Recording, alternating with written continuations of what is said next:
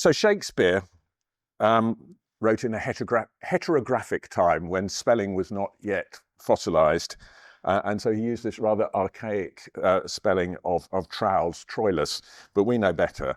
And he writes about a passionate love affair set in the Trojan War, where love struggles against conflict, betrayal, mistrust of leaders, sulking heroes, prophecies of doom from Cassandra, Trowell's sister. So it's all fairly familiar to us when we look back on 50 years of commercial archaeology. And Shakespeare asks, can love, for example, love of archaeology, flourish in a time of conflict? Can it, and that conflict coming from others or indeed from our own side, can our love of archaeology or indeed Cressida overcome that conflict, or is our urge to fight too strong? And can we recognise our own personal desires with the political drivers that surround us? All these questions are tackled in the play, I believe, says Wikipedia. And it's one of Shakespeare's problem plays. It's not so much a tragedy as a problematic dark comedy. So again, 50 years of commercial archaeology is an obvious parallel. And Kenneth asked me to tell a parallel story, which is my version of 50 years of development-led archaeology, which is probably as unreliable as any other version of 50 years of commercial archaeology that you will hear. So it's a bit low on Trojans. It's got some Augulus princes, that's proud ones if you didn't know, and it's got some love and it's got some battles in it, which I'll try and flag up as we go through.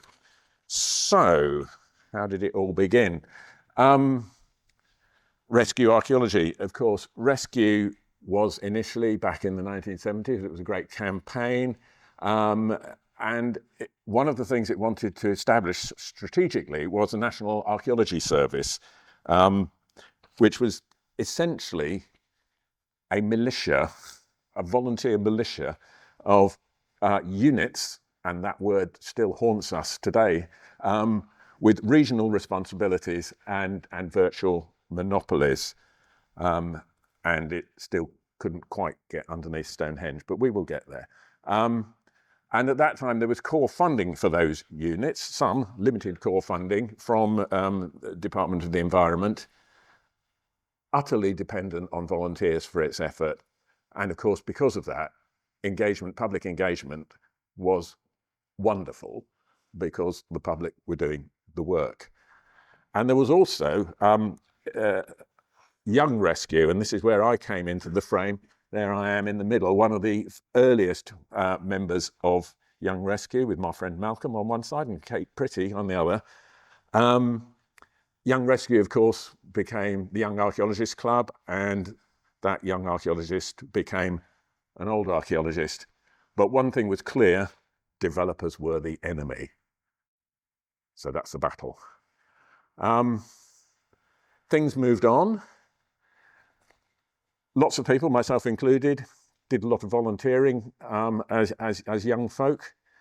I started at the age of 15 and rapidly neglected schoolwork to focus much more on excavation, finds work, illustration, underage drinking, and did about 3 years of that.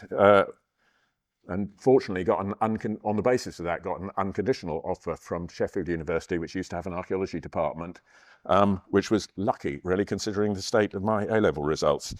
But anyway, during that period, as Adrian just said, we had this false rescue versus research canard appeared. Still sometimes there.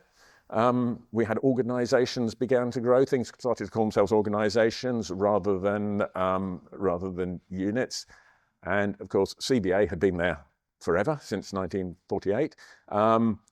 SCUM was there. There was the Association of County, District, Regional and Island Archaeologists that merged to form Algeo. IPCS, which is now Prospect. And some point during the 80s, project funding came in, core funding was taken away from those units, and that certainly changed the landscape. Done that bit. Oh yeah, and I graduated in 1980, and nothing very much has changed since. And at that point, developers were the funders. They'd stopped being the enemy, or quite the enemy, but they at least were the funding enemy. I was lucky enough to get a job immediately after graduation working in something that turned into working in Southwark in an organisation that was merged into the Department of Greater London Archaeology of the Museum of London. I was active on Rescue Council. I've lost my notes. That's right. I was an IPCS rep as well. 95% membership we had as well. I joined the Institute as a MEFA in 1983, self-validated, still am, don't tell anyone, and was again very fortunate to get a senior management position in MOLAS, Museum of London Archaeology Service, when it was established in 1991. And I saw a lot of changes during that period. I was at MOLAS from 91 to 97. The Rose Theatre, Rose by any other name, was there. And of course, IFA was there growing up, had some of the core elements that we recognise and value today. Competition started coming in with PPG 16 in England, the first of the National Planning Policy Guidance to come out, and that changed the landscape. When I finished my term on IFA Council, I convened the standards in British, as it was called, British Archaeology Working Party then, because there was suddenly a great desire to have standards. When there wasn't any competition, we didn't need standards because we knew that we were doing everything perfectly. But when competition came along, we couldn't trust the other lot from down the road to do things perfectly. So we needed some professional standards. And I'm afraid that was the driver for that. But you know, the new planning system changed a lot. It changed everything. And I love showing this slide to RTPI. We had not planned for planning. And it certainly took us a little by surprise, and we're still getting over that. But yes, we grew up, and of course during the 90s we started to take a much more significance-based approach to heritage. PPS 5 came along, and from that the Southport report, which Adrian and Mike that you saw in the slides earlier on were very vigorous in, as was my close colleague Taryn Nixon, her career and mine seem to have intersected at various points. And we worked very hard on that Southport report because it was an opportunity to change everything that we did in archaeology, at least in England, and its influence spread to other UK nations. But I don't know if we really did change very much with Southport. I think it was a bit of a lost opportunity. A lot of the sector got very stuck, and actually still is stuck doing PPG 16 archaeology, which is not the policy that we've got. So there's a quote from Ulysses, I think, in Trowels and Cressida. But we had another go. Taryn and I had another go, along with other people, Kate as well, with the Syria Archaeology and Construction Guide that came out a couple of years ago, which located archaeology firmly in the construction process, but also located our outputs and our outcomes very squarely against United Nations Sustainable Development Goals, and showed to the construction industry how much we can help them meet many of their targets, which are not overtly archaeological. And suddenly archaeologists weren't the enemies. Developers weren't the archaeologists, always the enemies. Developers weren't the enemies, and they weren't just the funders. We are now often on the same team with the archaeologists helping to create whatever it is that is being built, and the development team helping to create new knowledge and understanding and engagement through archaeology. So that's nice, isn't it? So we have a heart for that one, a bit of love there. But just look back over those 50 years, some of the luxuries we had, and I've got a list of luxuries that became necessities, non-volunteers, which is a slightly opaque way of saying people got paid to do archaeology after a while. That was nice. And indeed, people, yeah, we did things like post-excavation and publication now. That was a bit of a novelty in the early days. Archives, things actually get archived. I could add proper insurance to this list, Tarek, because we've got that now. We didn't have that in there. That was a bit of a luxury in the early days. Health and safety, of course, FAMES, SCUMS, core area, is now unquestionably part of every archaeological project. It wasn't in the beginning. Employment, as opposed to paying people fees and subsistence. That was quite a battle for early IFA when I was on its council. Training, indeed, used to be a luxury. No one questions the need to do training now. Public engagement, we've got that. And wider public benefit is definitely being recognised as one of our core purposes and something that we can't do without.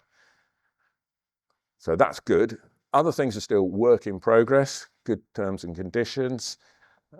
Diversity and inclusion, still got work to do. I think on the terms and conditions, a couple of things I wanted to say. Really, everybody knows that pay and conditions in archaeology is a grave and real problem. I don't think it is helped by having a vocal victim culture. It's a minority, but it's very vocal. I think we have to recognise that the position of victim is a very powerful one. People don't want to give it up easily. And also, when you give up the position of victim, you have to take responsibility for yourselves. Now, terms of employment are negotiated between employers and employees. There's two parties to it. Employers cannot collude. We're not going to have any cartels today. That wouldn't fit with FAME's policy. Employees can collude on pay and conditions.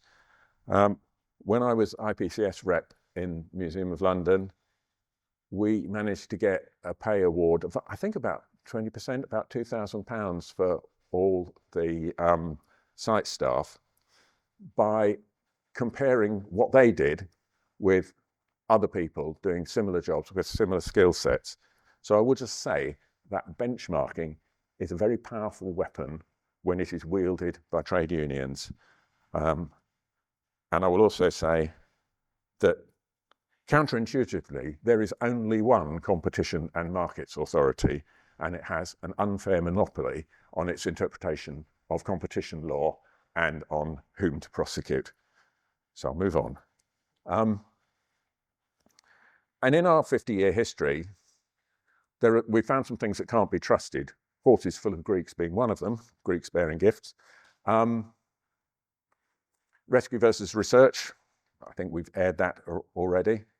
Preservation by record. We still hear about preservation by record. Preservation by record was always a con, and it went out with PPG 16. What we're talking about is offsetting the loss of fabric with a gain in understanding, or in NPPF terms, we're talking about taking sites with archaeological interest, i.e. the potential to reveal information about the past, downgrading that archaeological interest by trashing the sites in a very scientific way, and creating historic interest by doing it. So we are enhancing the significance of sites, sometimes by destroying them. Preservation by record doesn't make much sense. And for the same reason, excavation is never mitigation. Redesigning where the foundations of a new building go is mitigation, but excavation is not. It's offsetting, as Roger Thomas argued in his articles quite a few years back. Another thing we hear is developers aren't interested in archaeology. Well, if that's true, whose fault is that? How have we managed to make archaeology boring? I've never found anyone, I don't think, who isn't interested in archaeology if you try. It might not be the developer's top interest, but I think if we start, or if we continue to say that developers aren't interested in archaeology, it becomes self-fulfilling because we don't talk to them in an exciting way.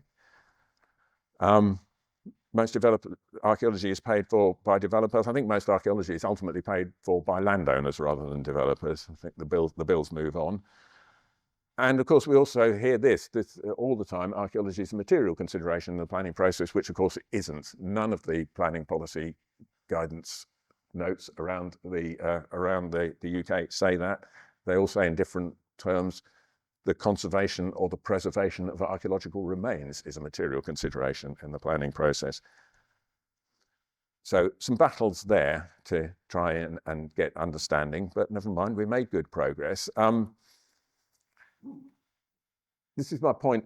This is the matrix, not that matrix. No backflips in PVC. The left-hand column is what people do. The right-hand column is different bits of the historic environment. The historic environment exists at nano scale to macro scale, from microscopic bits of DNA right up to whole landscapes. And from an archaeological perspective, from a conservation perspective, I suppose it goes all the way from Lyme Mortar to Lyme Regis. But the activity, the things on the left are what we do, the things on the right are what we do it to. So you can do archaeology to the buried stuff, the wet stuff, and the sticky up stuff. That's good. And actually getting that recognized and understood and using this matrix was what ended, I think, that stupid feud between IFA, as was, and IHBC, because it explained why archaeologists had a legitimate interest in buildings. And of course, you can do conservation of all of that stuff. And many archaeologists are involved in conservation of buried remains and the underwater and so forth. What you can't logically do, oh, sorry, we like that. What you can't logically do is split an organisation like many a National Heritage Agency does and many other practices do between archaeology and buildings. It's a nonsense. And when you do that, you build in misunderstanding about what archaeology is. You have all sorts of feuds and battles taking place. And it's a simple piece of semantics. So please take this matrix home with you and avoid what somebody in a play said. So that's still a battle. But we've come a long way overcoming some of the problems that we encountered. There are those Greeks in horses again. John Walker, your former chair, used to rail against job-by-job tendering. He said competition is inevitable in archaeology, that's what the planning policy requires, but job-by-job tendering is the most inefficient way of managing it. And I think we all know about floors full of project managers writing project designs for projects that, expensively writing project designs for projects that you're not going to win.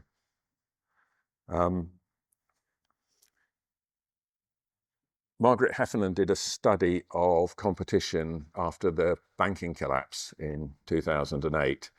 Got this quote from Michael Sarnoff from the Midwest Bank, which I won't read out aloud because that's bad practice, but you can read it. The point was that the system was geared up. The system could not work unless people were lending money to people who couldn't pay it back. And it was very important that you paid them big commissions to lend money to people who wouldn't pay it back, because otherwise they'd go off and work for somebody else and lend somebody else's money, which they wouldn't get back. And you wouldn't want that to happen, apparently. And he went on to say that everybody knew it was crazy, but the competitive drive just kept them going.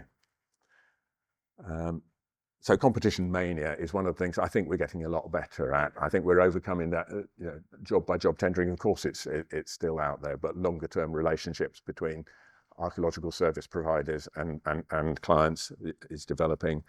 Competition, we're still wrestling with a little bit. Here's a chicken. William Muir did a much-quoted study of chickens and competition. took two groups of chickens, allowed them to get on with doing chicken stuff, he had a control group of averagely productive chickens. This is just a question of counting eggs. It's not difficult.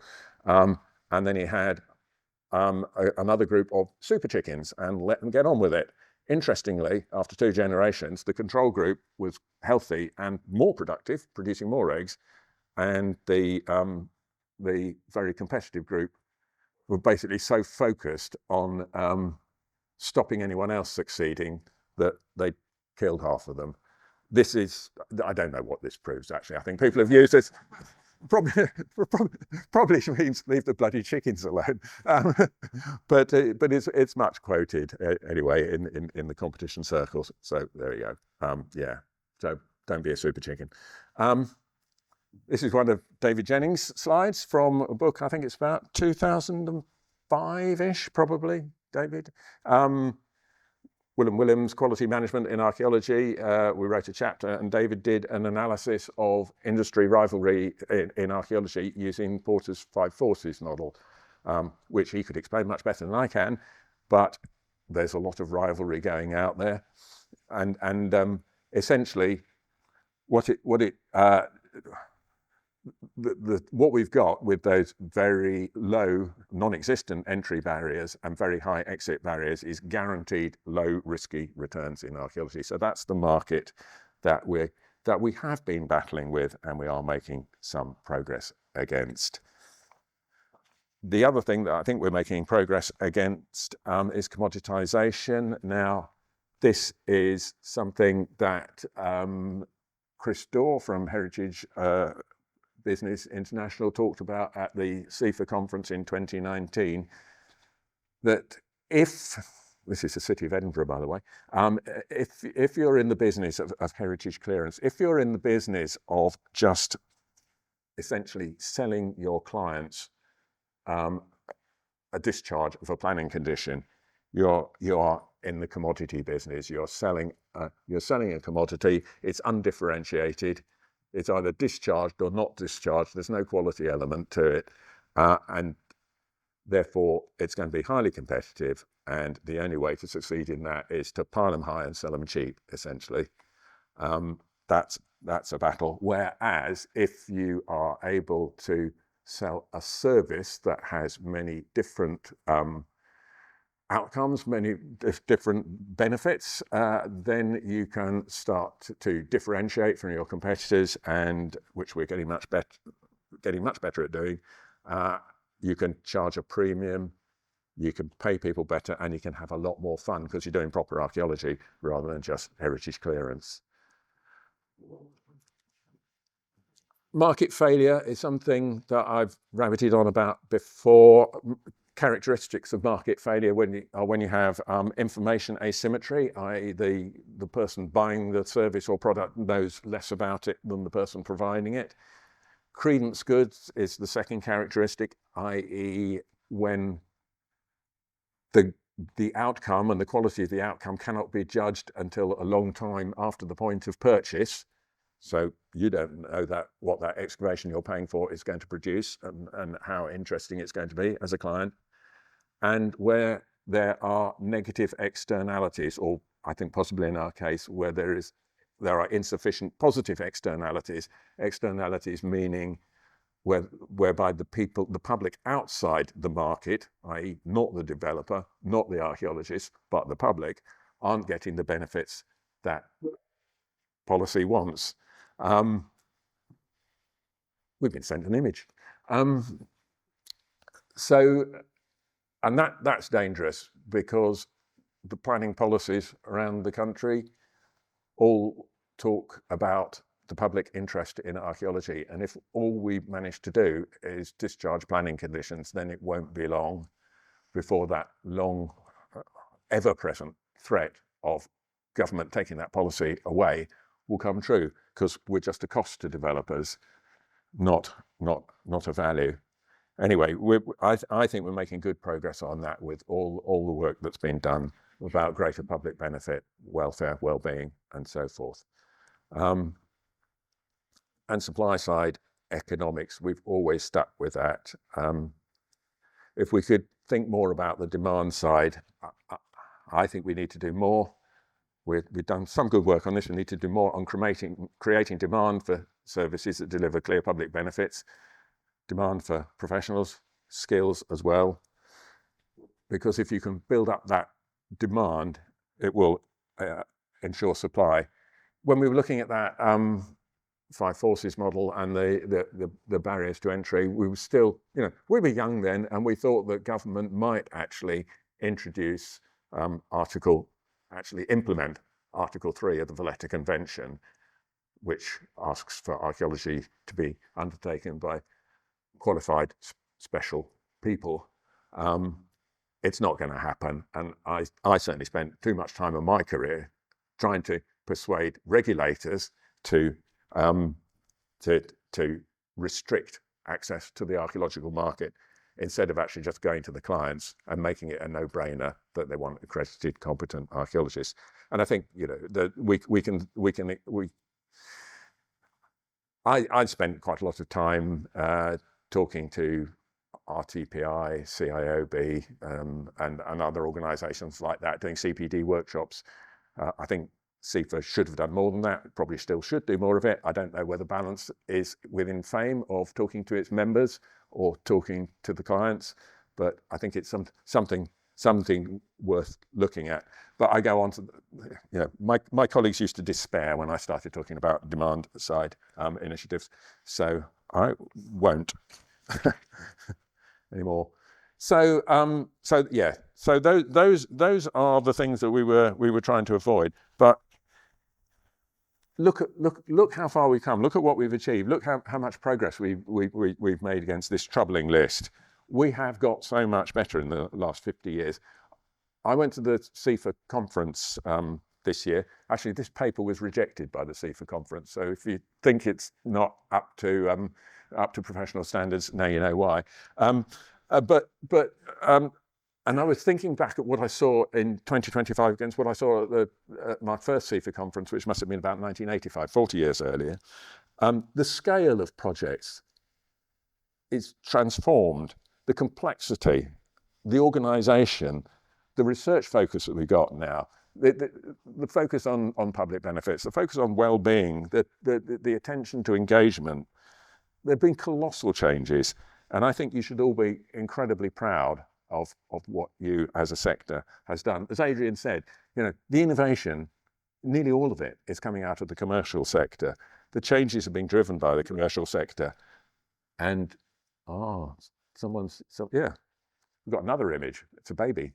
Someone's had a baby, by the way. She's lovely. So I think you should be proud, orgulous of what you have done. I think it's an amazing achievement, and it's been wonderful to watch. So thank you very much. Happy birthday. So have I been true to the story?